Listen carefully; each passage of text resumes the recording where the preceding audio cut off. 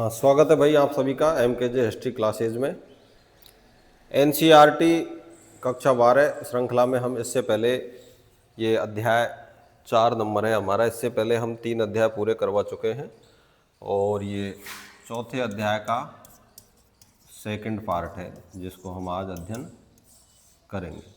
इससे पहले हम कुछ चीज़ें इसके बारे में जान चुके थे, पढ़ चुके थे, तो अब यहाँ से इससे आगे अध्ययन करते हैं।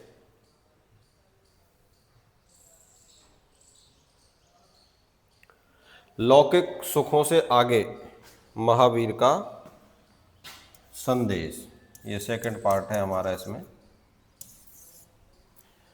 तो जैनों के मूल सिद्धांत 6ठी सदी ईसा पूर्व में वर्धमान महावीर के जन्म से पहले ही उत्तर भारत में प्रचलित थे। यानी कि महावीर स्वामी के जन्म से पहले ही, महावीर स्वामी का जब जन्म हुआ था ना, उससे पहले ही ये जो सिद्धांत है प्रचलित थे, क्योंकि इससे पहले 23 तीर्थंकर हुए थे जैन धर्म में। कितने?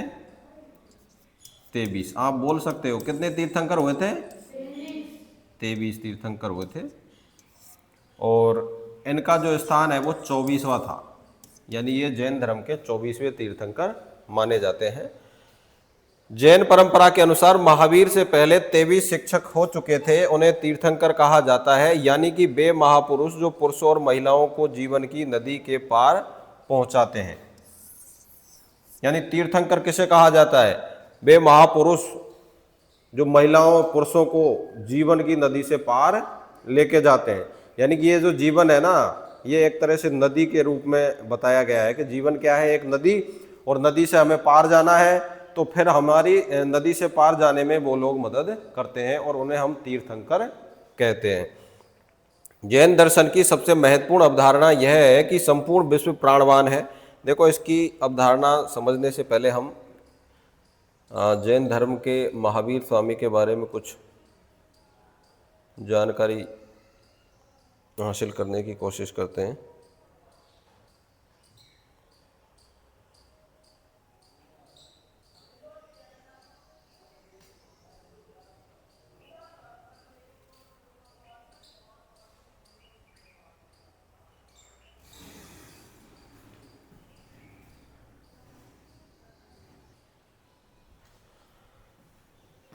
तो इस जैन धर्म को स्टार्ट करने से पहले हमें महावीर स्वामी के बारे में समझना होगा। महावीर स्वामी के बारे में हम इसमें समझने की कोशिश करेंगे। तो हमने देखा कि ये 24वें तीर्थंकर थे जैन धर्म के। कौन से? 24वें। और इससे पहले 23 तीर्थंकर हो चुके थे, उसके बारे में भी हम बात करेंगे अभी।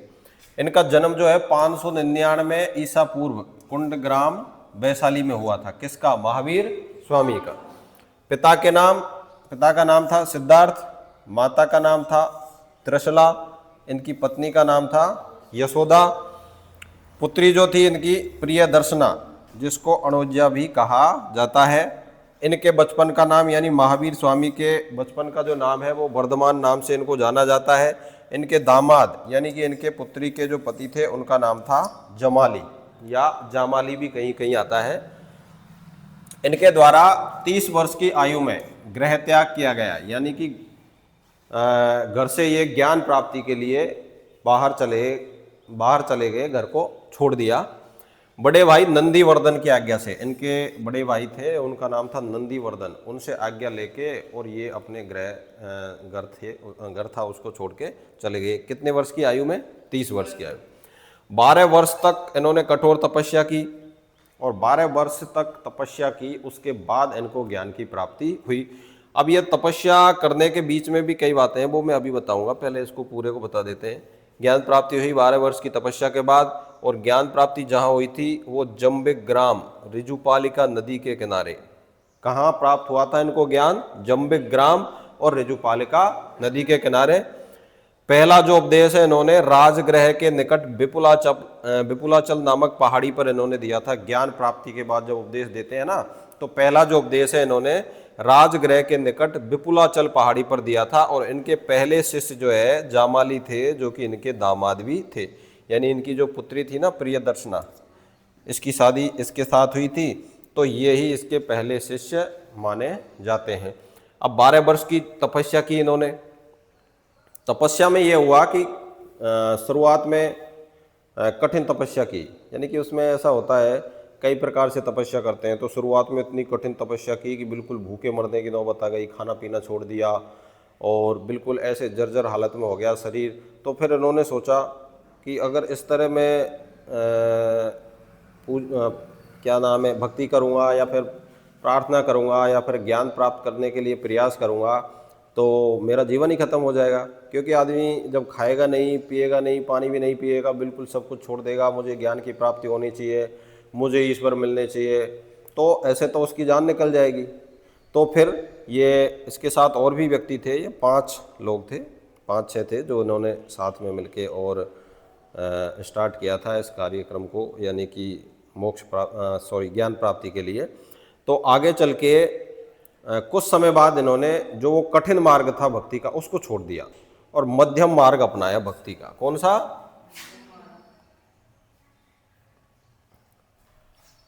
सा? मार्ग अपनाया भक्ति का? मध्यम मार्ग। मध्यम मार्ग यानी बीच का रास्ता जो होता है उसमें क्या होता है, ना तो ज़्यादा कठिन तपस्या की जाती है और ना ही बिल्कुल कमज़ोर तपस्या की जाती है।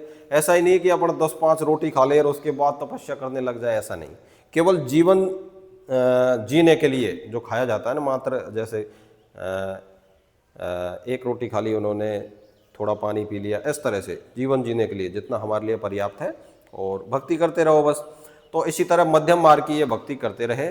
अब जब इन्होंने ये मध्यम मार्ग की भक्ति स्टार्ट की थी, खाना स्टार्ट किया था, पीना स्टार्ट किया था, तो इसके साथ वो और लोग थे ना, 5 आदमी और थे इसके साथ।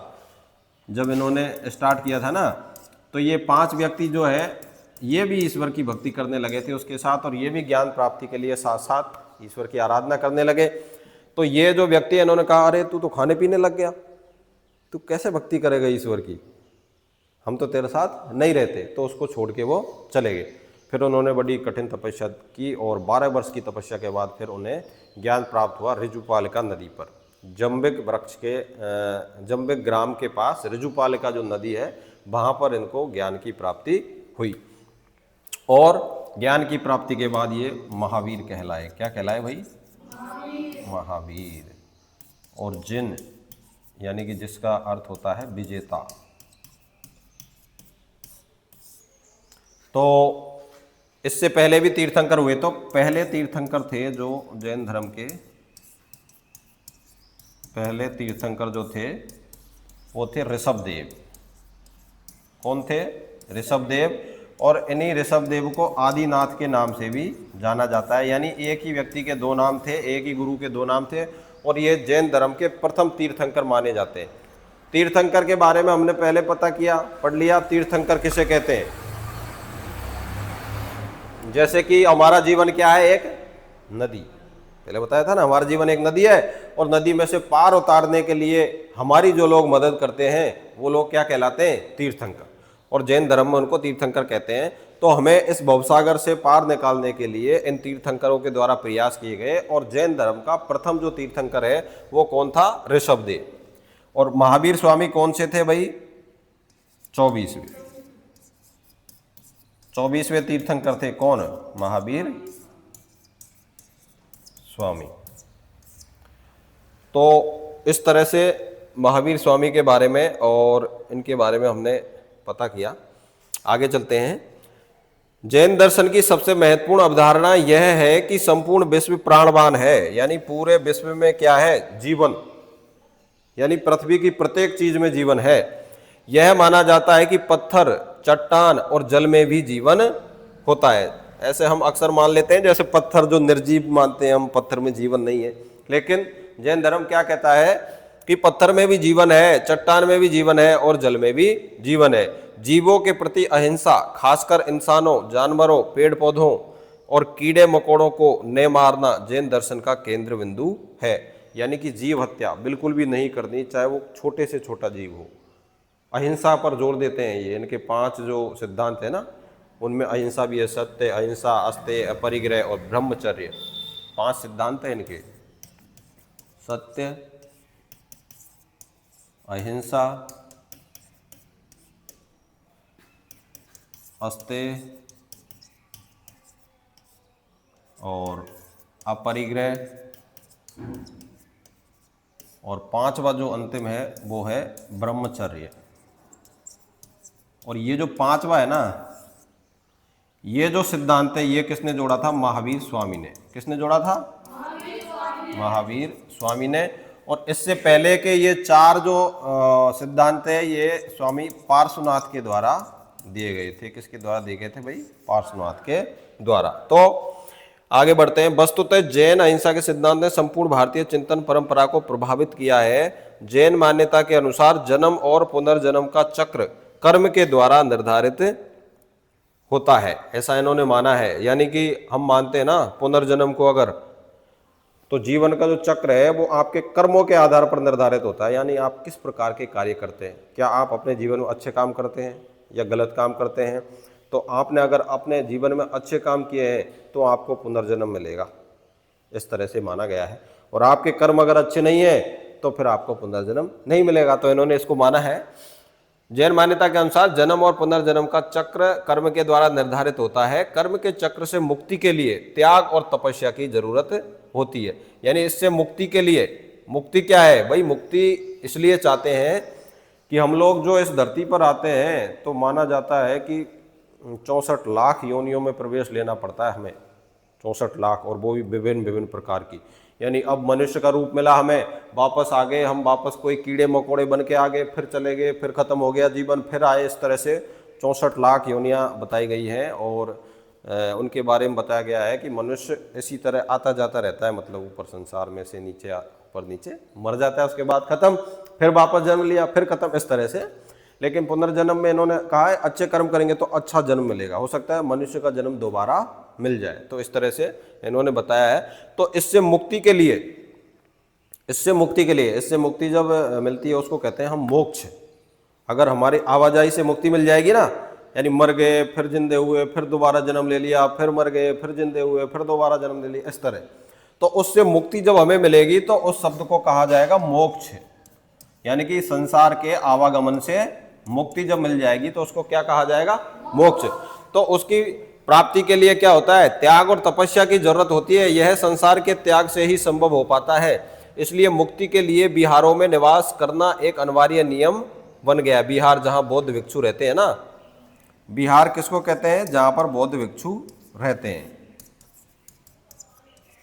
बौद्ध भिक्षु रहते हैं वहां पर, उनको बिहार कहते हैं। तो वहां पर रहना अनिवार्य नियम बन गया। जैन साधु और साध्वी 5 व्रत करते थे।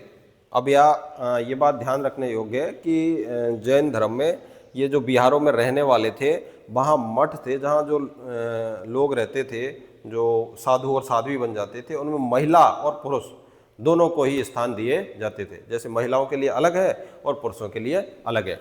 तो ये जब उसको क्या नाम है, मोक्ष प्राप्ति के लिए या तपस्या करने के लिए, अपने जीवन में कुछ अच्छा करने के लिए जब ये संन्यास धारण कर लेते हैं या फिर साधु बन जाते हैं, जिनको साधु और साध्वी कहा गया है, तो इन्हें वहाँ जाके रहना पड़ता है बिहारों में। और किन किन बातों का पालन करना पड़ता है? देखो, पहली है हत्या नहीं करना, चोरी नहीं करना, झूठ नहीं बोलना, ब्रह्मचर्य, अमरसा, ब्रह्मचर्य का पालन करना, और धन संग्रह नहीं करना। ये वही 5 है जो मैंने बताए थे ना, सत्य, अहिंसा, अस्तेय, अपरिग्रह और ब्रह्मचर्य, जो 5 है ना, वही सिद्धांत है। ये जैन धर्म के 5 सिद्धांत है।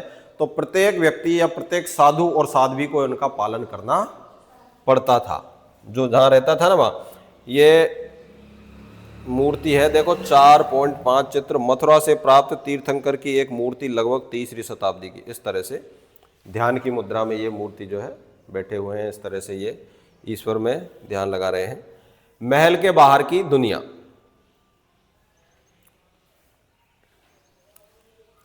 देखो आगे पढ़ते हैं। जैसे बुद्ध के उपदेशों को उनके शिष्यों ने संकलित किया, वैसे ही महावीर के शिष्यों ने किया।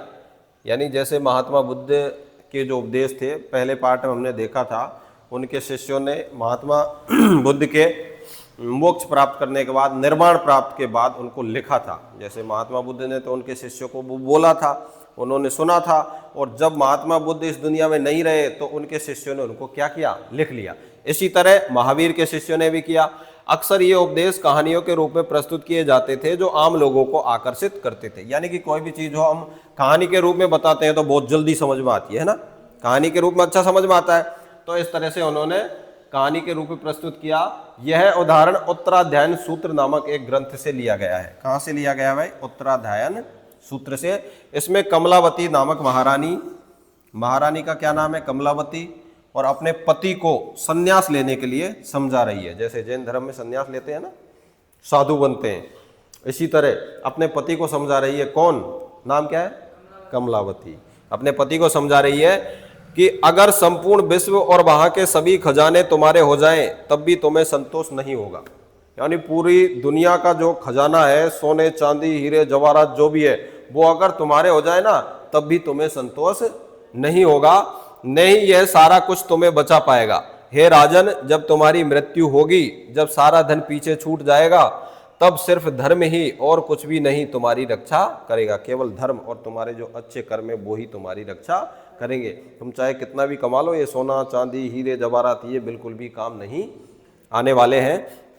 जैसे एक चिड़िया पिंजरे से नफरत करती है, वैसे ही मैं इस संसार से नफरत करती हूँ।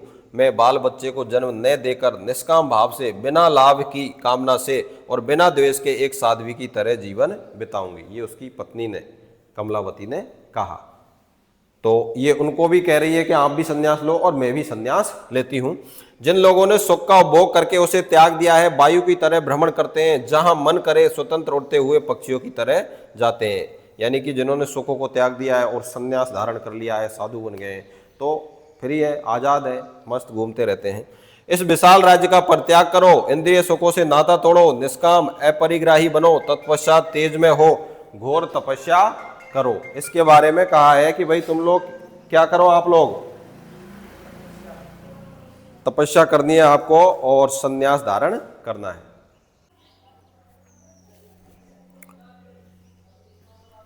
तो महल के बाहर की दुनिया हम पढ़ रहे थे और इसमें महारानी के द्वारा उपदेश दिया गया। राजा को कहा गया कि भाई आप लोग चाहे कितना भी कुछ कर लो, लेकिन संन्यास ग्रहण करने से, साधु बनने से और ईश्वर की भक्ति करने से ही हमारा उद्धार होने वाला है। ये सारा जो आपके पास धन है, मोह माया है, जो भी है, जितना भी है, इससे कोई भी फायदा नहीं होने वाला है, ये इन्होंने बताया। तो आगे बढ़ते हैं इसी क्रम में। जैन धर्म का विस्तार। धीरे धीरे जैन धर्म भारत के कई हिस्सों में फैल गया। बौद्धों की तरह ही जैन विद्वानों ने प्राकृत, संस्कृत, तमिल जैसी अनेक भाषाओं में काफी साहित्य का सृजन किया। सैकड़ों वर्षों से इन ग्रंथों की पांडुलिपियां मंदिरों से जुड़े पुस्तकालयों में संरक्षित है। पांडुलिपियों के बारे में हम अक्सर बताते रहते हैं भाई, हाथ से लिखी जाती थी, ये हाथ से लिखित थी, मैंने कई बार बताया भी है। और कहाँ लिखी जाती थी भाई? ये विभिन्न प्रकार के पेड़ पौधों की छाल पर, पत्तों पर, छाल या उसको तना कह सकते हैं, पत्ते भी कह सकते हैं। पेड़ की अगर बात की जाए तो भुर्ज नामक वृक्ष की छाल पर, एक ताड़ नामक वृक्ष आता है उस पर, इस तरह से इनको पांडुलिपियों को लिखा जाता था। तो ये संरक्षित है। धार्मिक परंपराओं से जुड़ी हुई सबसे प्राचीन मूर्तियों में जैन तीर्थंकरों के उपासकों द्वारा बनवाई गई मूर्तियां भारतीय उपमहाद्वीप के कई हिस्सों में पाई गई हैं जो जैन धर्म से संबंधित है। ये देखो पांडुलिपि है, 14वीं सदी के जैन ग्रंथ की पांडुलिपि है और ये इस पांडुलिपि का एक पृष्ठ है। बुद्ध और ज्ञान की खोज। अभी हमने पढ़ा था महावीर स्वामी के बारे में। अब बुद्ध के बारे में हम देखते हैं तो हल्की सी जानकारी गौतम बुद्ध के बारे में भी हम यहाँ से लेने की कोशिश करते हैं। गौतम बुद्ध जो है या फिर महात्मा बुद्ध जो है, महात्मा बुद्ध जन्म 563 ईसा पूर्व लुम्बिनी नेपाल में हुआ था। मृत्यु जो है 483 ईसा पूर्व कुशीनगर में हुई थी। पिता जो है इनका नाम था शुद्धोधन, पिता का नाम शुद्धोधन, जो कि कपिल वस्तु के शाक्य गणराज्य के प्रधान थे। माता इनकी महामाया देवी थी और इनके जन्म के लगभग 7 दिन बाद ही इनकी माता की मृत्यु हो गई थी। और इनकी मौसी थी महाप्रजापति गौतमी, महाप्रजापति गौतमी। उनके द्वारा इनका लालन पालन किया गया था। बचपन का नाम इनका सिद्धार्थ था।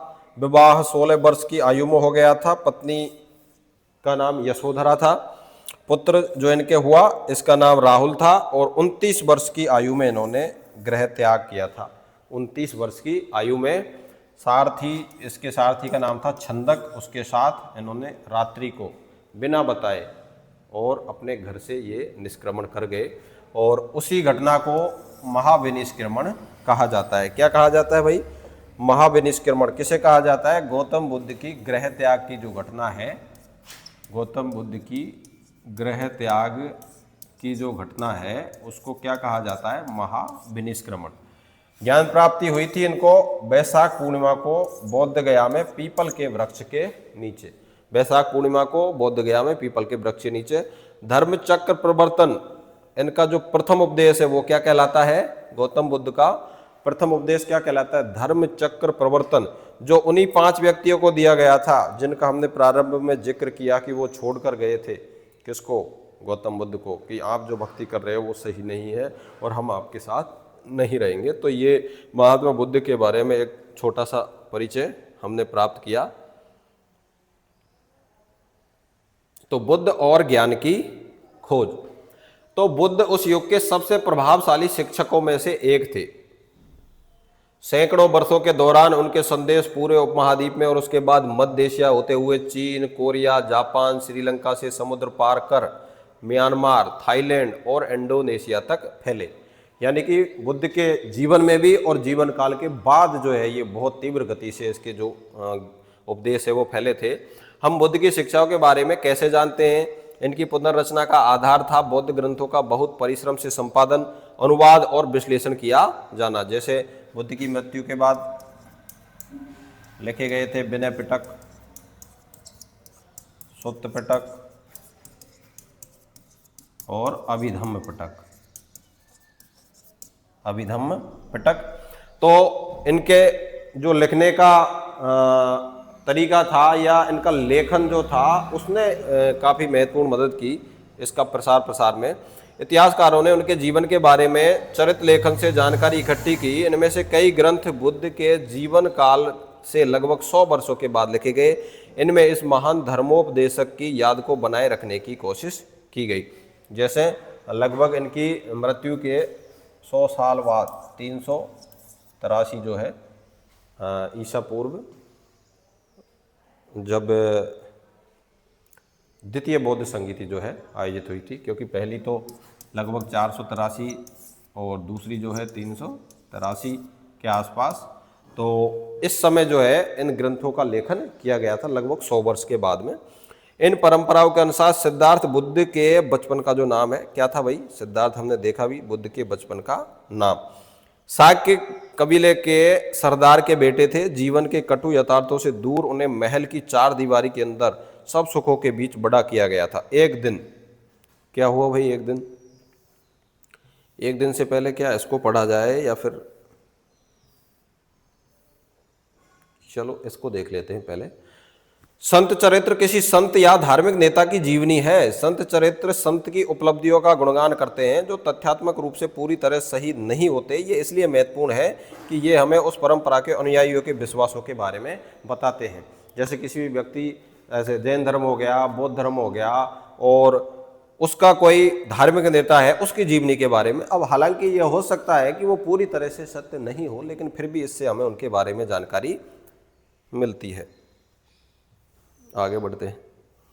तो क्या हुआ, इनको इस तरह से रखा जाता था। इस तरह से रखने का भी कारण था। देखो शुरुआत में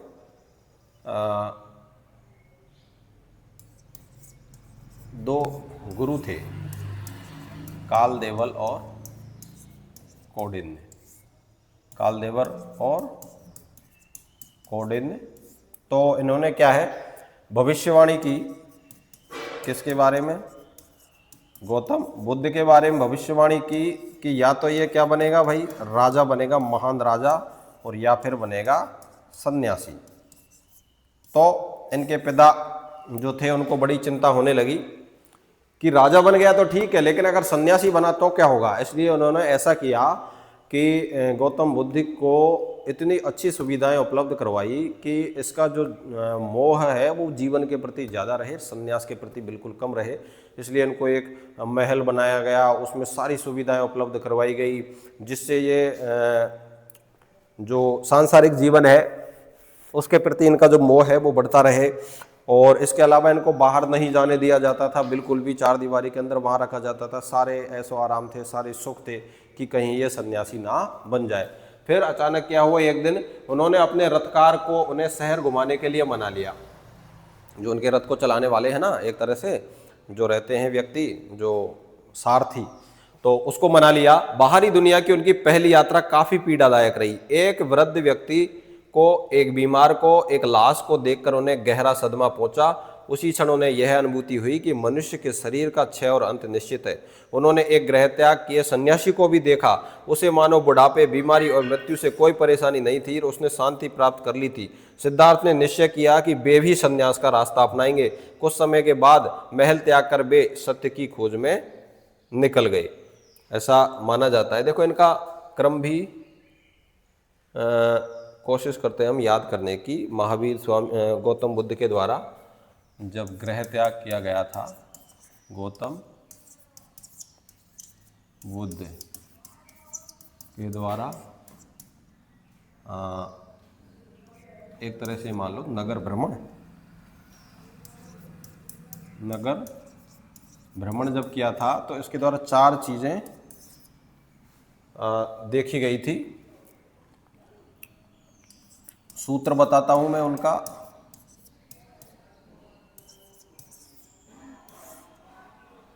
बूरोलासी, ये सूत्र है, एक तरह से आप इसको अनुमान से बता सकते हैं। यानी सबसे पहले उनको बूढ़ा व्यक्ति मिला, बूढ़ा व्यक्ति जिसको हम रोगी भी कह सकते हैं, सॉरी वृद्ध व्यक्ति। और दूसरा जो मिला उसको वो रोगी, जिसको बीमार भी कह सकते हैं, रोगी ओब्लिक बीमार। और तीसरा जो है वो उसको एक लाश मिली, यानी मृत व्यक्ति, लाश। और चौथा सी यानी सन्यासी, चौथा जो है सन्यासी मिला उसको। कई बार ये क्रम पूछा जाता है प्रतियोगी परीक्षाओं में कि सबसे पहले कौन मिला, दूसरे नंबर पर कौन मिला और तीसरे नंबर पर गौतम बुद्ध को कौन मिला। तो इसीलिए इसी क्रम में मैंने ये समझाने की कोशिश की है कि भाई आप ये सूत्र याद रखो, बूरोलासी। बस इसमें चारों शब्द आए हुए हैं। पहले बू का मतलब बूढ़ा व्यक्ति हो गया, फिर रो का मतलब रोगी व्यक्ति हो गया, ला का मतलब लाश हो गया, सी का मतलब सन्यासी। इस तरह से ये दृश्य देखे इन्होंने। सारथी के साथ जब ये घर से बाहर गया तो बाहर जाने के बाद सबसे पहले इसने एक बूढ़े व्यक्ति को देखा। तो बूढ़े व्यक्ति को देखकर इसने अपने सारथी से पूछा कि भाई ये कैसी अवस्था में है, क्या इसको क्या हो गया। तो उसने कहा कि ये व्यक्ति वृद्ध हो गया है, इसका शरीर कृशकाय हो गया है, बिल्कुल दुबला पतला हो गया है। तो उसने कहा कि क्या मैं भी ऐसा हो जाऊंगा, क्या आप भी ऐसे हो जाओगे? एक समय जब आएगा आपकी उम्र ज़्यादा हो जाएगी तो आप भी ऐसे हो जाओगे। दूसरे नंबर पर इसने देखा रोगी व्यक्ति को, जो मतलब पड़ा पड़ा खांस रहा था इस तरह से, या फिर उसके कोई और बीमारी थी एक तरह से। तो उसने उससे पूछा कि भाई इसको क्या हो गया, कि ये बीमार हो गया, कि बीमार भी हो सकते हैं, कि हाँ बिल्कुल जीवन में कभी भी आप बीमार भी पड़ सकते हो। उसके बाद एक लाश को लेकर जा रहे थे, एक व्यक्ति की मृत्यु हो गई थी रास्ते में, कि ये क्या है कि भाई ये जो व्यक्ति है इसकी मृत्यु हो गई है, इसका जीवन समाप्त हो गया है, कि मेरा भी ऐसा होगा कि बिल्कुल एक दिन जो व्यक्ति इस धरती पर आया है उसका जाना निश्चित है। तो ये निश्चित ही है, इनको हम टाल नहीं सकते। और अंत में इनको देखा एक सन्यासी जो बड़ी प्रसन्न मुद्रा में था, प्रसन्न चित्त था, और उसके हाव भाव देखकर इसने पूछा कि भाई ये एक सन्यासी है जो इस दुनिया की जो मोह माया है उसको छोड़कर अपने जीवन में मस्त है। तो उसको देखकर इनको प्रेरणा मिली और आगे इन्होंने भी अपने जीवन में प्रण ले लिया कि मुझे सन्यास ही धारण करना है, सन्यासी ग्रहण करना है। तो उनके पिता के द्वारा बहुत प्रयास किए गए कि किसी भी प्रकार से उनका जो पुत्र है तो वो सन्यास या सन्यासी ना बने, लेकिन फिर भी इनकी भविष्यवाणी जो है वो सही हुई और वो क्या बना भाई, एक बहुत बड़ा सन्यासी आगे चलकर बना। सिद्धार्थ ने साधना के कई मार्गों का अन्वेषण किया। इनमें से एक था शरीर को अधिक से अधिक कष्ट देना। जैसा मैंने पहले बताया था कि इस ज्ञान प्राप्ति के मार्ग में उनके द्वारा सभी प्रकार की जो भक्ति है वो की गई थी। शुरुआत में बहुत ही कष्टदायक तरीके से भक्ति की गई। उसमें क्या हुआ, वो चलते चलते उसके चलते वो मरते मरते बचे। इन अतिवादी तरीकों को त्याग कर उन्होंने कई दिन तक ध्यान करते हुए अंततः ज्ञान प्राप्त किया। इसके बाद से उन्हें बुद्ध और ज्ञानी व्यक्ति के नाम से जाना गया। बाकी जीवन उन्होंने धर्म या सम्यक जीवन यापन की शिक्षा उन्होंने दी। ये अमरावती गुंटूर जिला आंध्र प्रदेश में लगभग 200 ईस्वी की एक मूर्ति जिसमें बुद्ध को महल से जाते हुए दिखाया गया है। भाई इसमें बुद्ध को महल से जाते हुए दिखाया गया, जैसा आप लोगों को प्रतीत हो रहा होगा। देख लेना, इसमें ज़्यादा मुझे दिखाई नहीं दे रहा है कुछ। बुद्ध की शिक्षाएं। अब हम